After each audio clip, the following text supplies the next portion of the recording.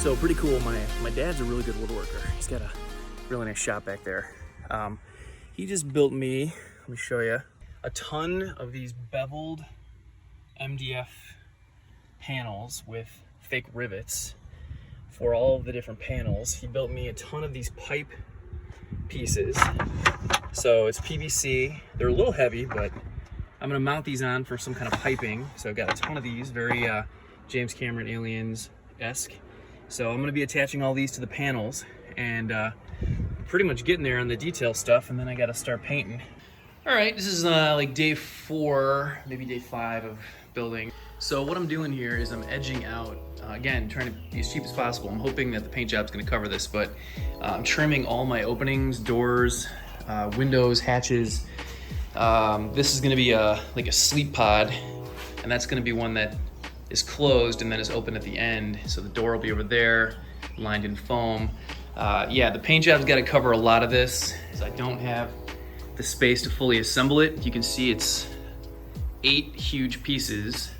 And then I won't be able to fully set it up until like D-Day, right? So I'm kind of going with the fact that I think it'll work. I took some of the boards that my dad had cut and some of the piping, and I'm gonna add even more to this, but this gives me like a preliminary, setup. There's the main door. I've got all these panels I still can use. This is gonna be the back hatch. Very cool. Those are from Dollar General. They're like plate holders. Those are like metal strapping for like decking. These are gutter guard. So just whatever looks kind of venty and pipey. I'm gonna put lights. I'm keeping all the middles open because I'm gonna have lighting across everything. And I did procure a place to set this up finally. It took about 5 different tries on different locations. And actually we found an old airport hangar with a single prop plane in it. And we can use that. Making some progress. If I had more time and a better place to set this up, I would have done a different shape, but this will be a fairly flat-walled spaceship. Just about done painting all these panels. They look pretty good, actually. I did some mock-ups with some lighting the other night.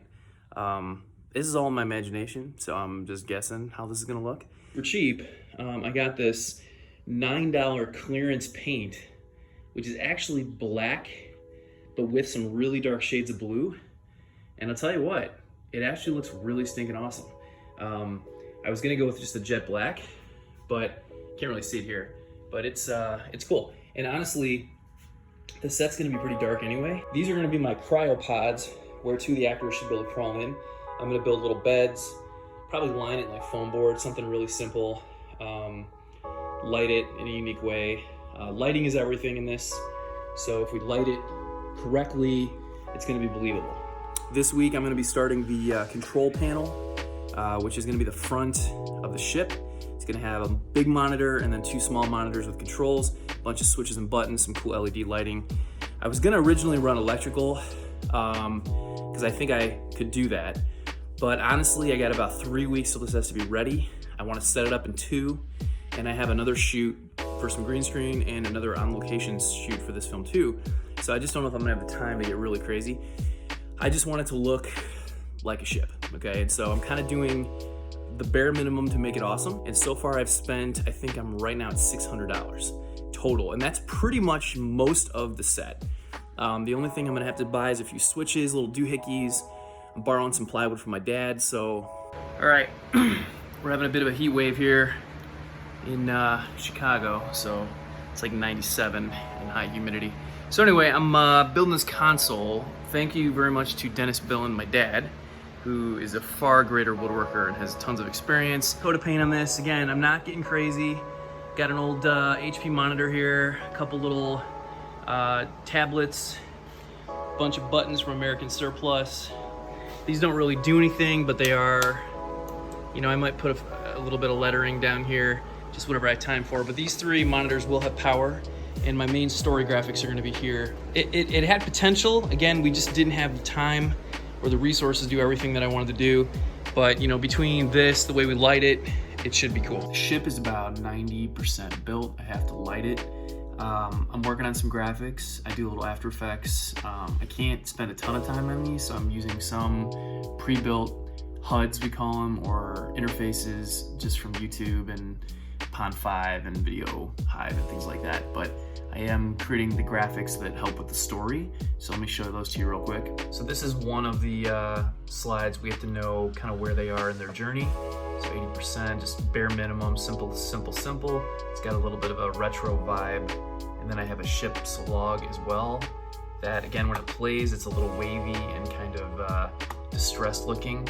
So I'm gonna use that just to kind of guide the story along as we show those graphics. And I got about a 22-inch screen mounted in the front control panel, so that'll be kind of a story piece. For the record, I don't listen to 50s music. This is my dad's shop. So I picked up a gaming chair for $9.99 at Goodwill. I'm gonna probably touch that up a little bit. But my dad's helping me build a custom base for it, which will be like the command chair for the module. Just using some old scrap wood here. Probably cover that up somehow, although it's kind of cool, but it looks like a gaming chair. Anyway, that should be like the main command chair for the ship. This is the front of the ship, and then there's gonna be 3 panels like this along the side over here. But this gives you some idea of the scale. I mean, my head comes to right about here on the window. When I back way up, you can see there's a lot of headroom there. It'll look cool. I think it's looking pretty good. It's gonna be, you know, light along here maybe some light on the console, and then light coming through the front window. I've just finished painting pretty much the entire interior. Kind of went with more of this distressed look because honestly it covers up a lot of errors and mistakes and shoddy woodworking and things. There's some wet paint there. The idea is to have pretty moody lighting, so you know, this is a couple big fluorescent garage lights going here. So with some moodier lighting, you know, I wanted it really distressed. I'm gonna still add some little flourishes here and there. Gonna add a few more of those. I got about 5 more of those items right there, which are like packaging items. I'll throw those around.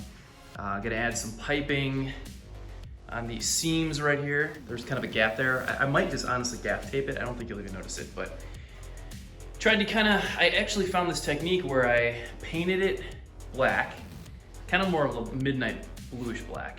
Then I went and distressed it all with like bright silver enamel paint, which is just what I had.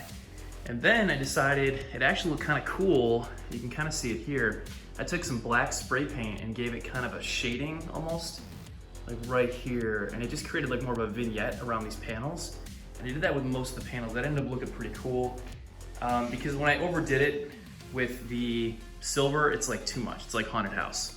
My first assembly, it's pretty rustic looking. I've got these pillars here kind of supporting things. You don't see as much detail with the lighting. Back here, I didn't do this the true way, but I got a couple support brackets back here. And then these also support, so it's got, you know, some stability. I'll probably make a few more supports. It's a little wobbly, but it'll get the job done.